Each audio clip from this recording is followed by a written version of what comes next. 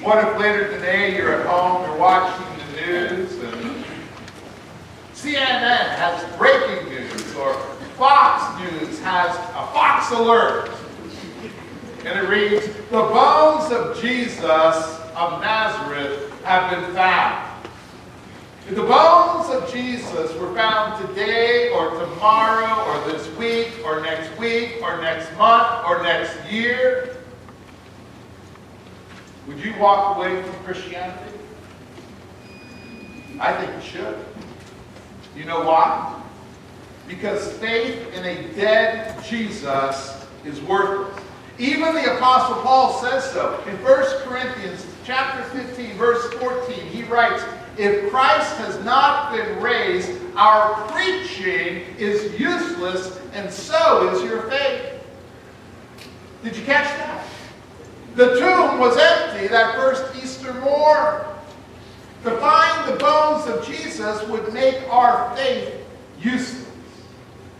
Ah, come on, Jim, what difference does it really make? Actually, it would make all the difference in the world. Imagine a group of people who have dedicated their lives to serving Peter Pan. They construct a beautiful building in the Magic Kingdom to gather to celebrate Pan's life. They sing songs to him and they tell stories of all the wonderful things that Peter Pan did. Then one day they discover that Peter Pan is a make-believe figure. What would you think about such a group of people? What a waste of life! Peter Pan is a fairy tale. And we should feel sorry for such people. Well, if Jesus did not rise bodily from the grave, then Christianity is a fairy tale. Just like Peter Pan, Jesus would be make-believe and Christians are wasting their lives. And what should people think about us? Well, Paul's pretty clear about that in verse 19, that if Christ has not been raised, we are to be pitied more than all people. So when it comes to the resurrection of Jesus, what's at stake for Christians? I would contend everything. And here's the challenge. How in the world do we show that a 2,000-year-old event actually happened? Mary Magdalene, she didn't whip out her selfie stick on that first Easter and record footage of the resurrected Jesus. The disciples didn't snap post-resurrection photos on their iPhone and then upload them to Facebook for all their friends to comment. So what's a historian to do? Most scholars do two things in particular in proving an event. First, they find the facts. Historians rely on historical data like archaeology and ancient documents and records of eyewitness testimony to reconstruct the past. In addition, certain principles guide them in determining which historical accounts are reliable and which are not. For example, if there are several independent sources reporting the same event, that's a pretty reliable history. If those sources are actual eyewitnesses and not secondhand reports, well, that's a pretty reliable history. If those eyewitness accounts are closer in time to the actual event, that's pretty reliable history. So in regards to the resurrection, what has been found? The New Testament accounts of the resurrection were being circulated within the lifetime of men and women alive at the time that the resurrection took place. Those people could certainly have confirmed or denied the accuracy of such accounts. The writers of the four Gospels either had themselves or been witnesses or else were relating the accounts of eyewitnesses of the actual event. And in advocating their case for the gospel, now this is not a great word, the gospel, that's the word that means the good news. And advocating their case for the good news, the apostles appealed, even when confronting their most severe opponents, the common knowledge concerning the facts of the resurrection. I've always enjoyed F.F. Bruce. who was a Rylands professor of biblical criticism and exegesis at the University of Manchester. And what he says of the value of the New Testament records as a primary source, and I quote him now, "Had there been any tendency to depart from the facts in any material respect, the possible presence of hostile witnesses in the audience would have served as a further corrective," unquote. See, first, historians find the facts, and the facts say the tomb was empty. And second, they find the best explanation. Once a historian has gathered her facts, she looks for an explanation that fits the facts. She has to determine if the facts support an alleged historical event. And sometimes she concludes yes, and sometimes she concludes no, and other times she may be stumped and just have to say, hey, there aren't enough facts. We don't know what exactly happened. But here's the bottom line. Since there's no video footage for most of human history, the honest historian does her best to follow the facts to lead to the best plausible explanation. So I ask you, do we have any facts to support the historical resurrection of Jesus? My response would be absolutely. And we won't just use arguments from Christian scholars. To make us the strongest possible case, we'll rely on those facts that virtually all scholars and historians who study this subject agree upon, including critics of Christianity. Now, I believe that the Bible is the inspired Word of God. You may believe that, you may not believe that. But notice this morning, the approach that I'm using does not require us to defend an error-free Bible. It does not require us to show that the Bible is the inspired Word, even though I would believe that. We don't have to do that this morning under the pretext of what I'm suggesting. I would say that inerrancy and inspiration are important, but they're not essential to our case to prove the resurrection. Instead, the approach that we're using this morning lets us build common ground between believers and critics. Basically, we're saying to the skeptic, you show me your historical facts, and I'll show you how they are evidence of the historical resurrection of Jesus Christ. What we're asking for is termed in the scholarly world as minimal agreeable facts theory when it comes to the resurrection. Two scholars, Habermas and Licona, have specialized in this field of historical research. And they have listed, they've done some of the groundwork for us, 5 minimal agreeable facts between believers and critics. Fact number 1, Jesus died by Roman crucifixion. Not only is Jesus' crucifixion recorded in all 4 Gospels found in your pew Bible this morning. I mean, you would expect that. But non-Christian sources report the crucifixion of Christ as well. For instance, Jewish historian Josephus, Roman historian Tacitus are just a couple of the many resources that are out there that hold the theory that Jesus truly was crucified. So virtually all scholars accept this fact that Jesus died by Roman crucifixion. Fact 2, the disciples believed they had actually seen the risen Jesus. See, scholars recognize 2 important pieces of evidence for this fact. First, the disciples claim to have seen the risen Jesus. In our affirmation of faith this morning, which we all shared together, Paul lists some of the eyewitnesses there in 1 Corinthians 15. For what I received, I pass on to you, that Christ died for our sins according to the Scriptures, that he was buried, that he was raised on the 3rd day according to the Scriptures, and that he appeared to Peter, and then to the 12. After that, he appeared to more than, now in some translations it says many of the brothers. Some translations will give a number like 500 of the brothers. It was hundreds of people. And notice that back then they only accounted for the men. They left the women out. But there had to be some women that were witnesses as well. At the same time, most of whom are still living, the Son of God. And then he appeared to James. and then to all the apostles. And last of all, Paul says he appeared to me. See, by the way, it's legit to cite the Bible here. Even critical scholars believe that 1 Corinthians is an authentic, genuine letter written by Paul to the church at Corinth. And at this point, we're simply using 1 Corinthians as a source of ancient history, not as an inspired book of the Bible. Thus, we have a reliable list of people recorded right here who believe they had seen the resurrection appearances of Jesus.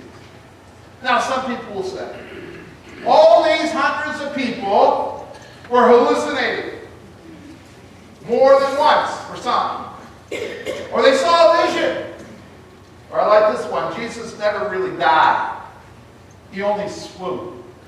In other words, he went through all that whipping, scourging, beating upon, thorns shoved in his head, hung on a cross, stuck with a spear. They carried him away, Joseph of Arimathea, to the tomb. All he had done was swoon. And then he laid in that tomb. And on Sunday morning, he woke up, not knowing where he was.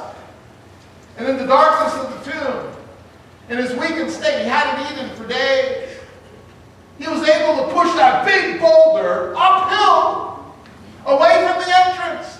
And when he stepped out of the tomb, there were 16 courageous Roman centurions that, upon his appearance in his weakened state, scared them to death. The scripture says they just stood there like dead men. See, I believe that Paul lists those who saw the risen Christ. But here's something else to consider. The disciples believed so much that they had actually seen the risen Christ, that it totally transformed their lives. Jesus, their leader, had been brutally killed right in front of their eyes. Understandably, they were afraid the same thing could happen to them. So they split. They were scared. Peter even denies Jesus 3 times. But after having witnessed the resurrection, something happened, transforming them from cowards who abandoned Jesus to courageous men who risked life and limb for his message. They didn't just claim Jesus rose from the dead. They really, really believed it.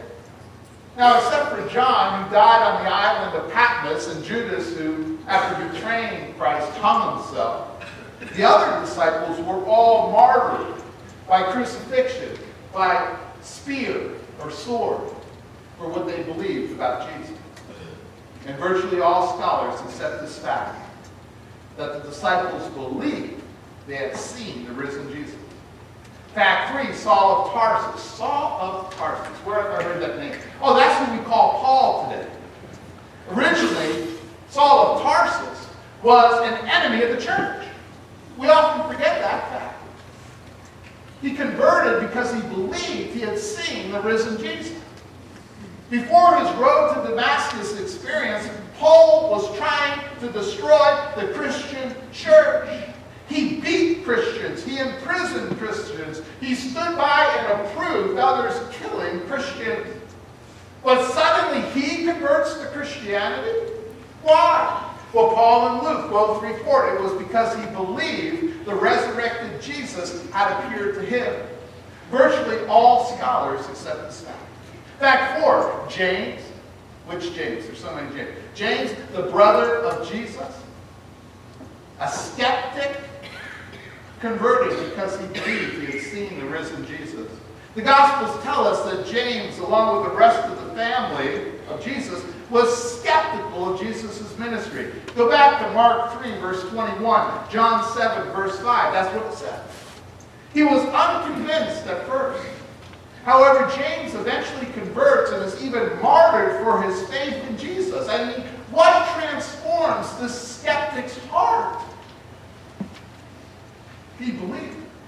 He believed he saw the risen Jesus. And he's even willing to be martyred for his faith. Remember the eyewitness list that we read together, 1 Corinthians 15, verse 7? It tells us there that Jesus appeared to James. James is singled out, more than likely because he was such a skeptic at first. Virtually all scholars accept this fact. Fact 5, the tomb of Jesus was empty. I mean, where was Jesus publicly executed? In Jerusalem. Where did the disciples start proclaiming Jesus' resurrection? In Jerusalem. Okay, think about those two facts, but now you have to put them together because both happened in Jerusalem. How does Christianity get started if Jesus' corpse is still in the tomb? It doesn't. Jewish and Roman leaders simply would have pulled out the body and said, here it is, game over. But that doesn't happen. Instead, the disciples preached the resurrection in the very city in which Jesus is crucified. That's only possible if the tomb is actually empty. This is one fact not accepted by virtually all scholars. However, Habermas found about 75% of scholars buy this one, and that's still a large majority. But there you have it, 5 historical facts that need an explanation. What conclusion should we make? To what do these facts point? That Jesus Christ is no longer dead. His resurrection explains all 5 facts very well. The minimal facts give us solid evidence that Jesus has risen indeed. However, that won't stop the skeptic from offering other explanations. When you encounter one, just remember, just because an alternative explanation is possible, it doesn't make it always probable. Anyone can give a different explanation, and you're going to hear a lot, but we want the one that best fits the facts. For example, some scholars suggest that the disciples stole Jesus' body. Does that fit the facts? Those cowards? No way. It doesn't explain the resurrection appearances of Jesus. It doesn't explain Paul or James' conversion. Indeed, if the disciples stole Jesus' body, then they knew that the resurrection was a hoax. Well, why would they be martyred for something that they knew was a lie? They wouldn't. You know, facts are a stubborn thing. And after looking at the cold, hard facts surrounding the end of Jesus' life, the best explanation is that Jesus rose bodily from the grave almost 2,000 years ago. For me, and I hope for you, the resurrection changes everything. A resurrected Jesus confirms the truth of Christianity. Our faith is not founded on a fairy tale. It is founded on fact. And Jesus declared himself. What did he say about himself? He said, I'm God. He declared himself to be equal with the Father. He was able to forgive sins, to be the only way to God, and a host of other radical claims. His resurrection is confirmation of the truth of those claims. Thus, we can have total confidence that Jesus is who he said he was, the way, the truth, and the life. Little boy who was born with Down syndrome was attending his 3rd grade Sunday school class that had been there every week during his 3rd grade year of school. And as you can expect, the other children did not really accept him fully. Because of this Down syndrome, he seemed so different to the other children. But the Sunday after Easter, their teacher brought in some small boxes and gave a box to each child. And the children were told to go outside, find some symbols of new life. Last week we celebrated Easter, everything's new. Go out and find some symbols of new life. Put whatever you find in your box. And so the children ran wildly through the church property outside looking for something to fill their boxes. And once they returned to the classroom, they began to share their discoveries with the class. One by one, they opened their boxes. They showed flowers, butterflies, caterpillars, leaves. Each time the kids in the class would go, woo! Ah! Then the child with Down syndrome opened his box to reveal nothing inside. And the children exclaimed, that's stupid! It's not fair! He didn't do the assignment right! At which point the little boy exclaimed, I did so do it. It's empty. Because the tomb where Jesus was laid was found empty. And he gave us new life. if Jesus had not risen from the dead. Our faith would be foolishness and folly. But he did rise from the dead, confirming his life and his message. The resurrection of Jesus is the basis for our hope of life eternal beyond the grave. And in addition, the resurrected Jesus makes transformation possible. We saw it in the apostles. We see it in the disciples. We will see it in ourselves as well, that sin no longer dominates our lives, and we have discovered there is a new way to be human. Paul, an eyewitness to the risen Jesus, explains it so well in Romans chapter 8. If Christ is in you, your body is dead because of sin, yet your spirit is alive because of righteousness. And if the spirit of him who raised Jesus from the dead is living in you, he who raised Christ from the dead will also give life to your mortal bodies through his spirit who lives in you. Wow, that is some glorious good news. If the power of God's Spirit indeed raised Jesus from the dead, cannot that same power transform you and me? Absolutely. He is risen